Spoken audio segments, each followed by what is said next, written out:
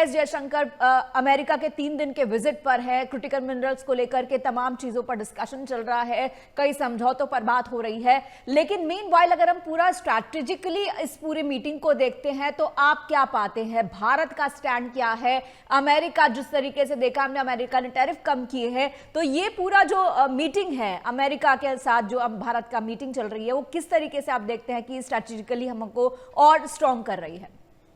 पूजा जी, ये जो मीटिंग थी ये जयशंकर साहब का दौरा तय था और ये एक बहुत जो एक बड़ा स्ट्रैटेजिक पजल है उसका पीस था, क्योंकि काफ़ी दिनों से भारत और अमेरिका में जो दूरियां बनी हुई थी उनको घटाने की कोशिश हो रही थी। और याद कीजिए, एक तथ्य सामने आया था जो हमने एमएच1 पे डिस्कस भी किया था कि भाई कुछ लोग ऐसे हैं जिनका नाम आया था, बिल्कुल क्लियर आया था। जेडी वेंस का नाम आया था, लुटनिक का नाम आया था और पीटर नवैरो का नाम आया था, और ये कार्ल टकरसन एक जर्नलिस्ट है उसका नाम आया था। ऐसा माना जाता कि इन्होंने ट्रंप को मैनिपुलेट किया था, ट्रंप को ऐसा स्थिति ही बताई थी कि जो ट्रेड डील कुछ हफ्ते या कुछ महीने पहले होनी थी, रादर कुछ महीने पहले होनी थी, ये उसको बार बार डिले करते रहे और अमेरिका का अजीब सा स्टैंड बदलता रहा, बदलता रहा, बदलता रहा।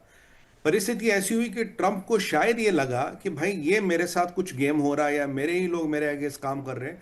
तो उन्होंने सरगे गोर या गोरेंस्की जिनका नाम है उनको यहाँ भेजा एज एम्बेसडर। जब गोर यहाँ आए जनवरी में, उन्होंने कार्यभार संभाला, तो उन्होंने सबसे पहले बोला जी मेरे को भारत और अमेरिका के बीच जो दूरी आई है, जो थोड़ा डिस्टेंस आया, उसको कम करना और मेरे को स्ट्रैटेजिक इश्यूज पे काम करना है। ये गोर का स्टेटमेंट आया था। फिर वो उन्होंने काम शुरू किया।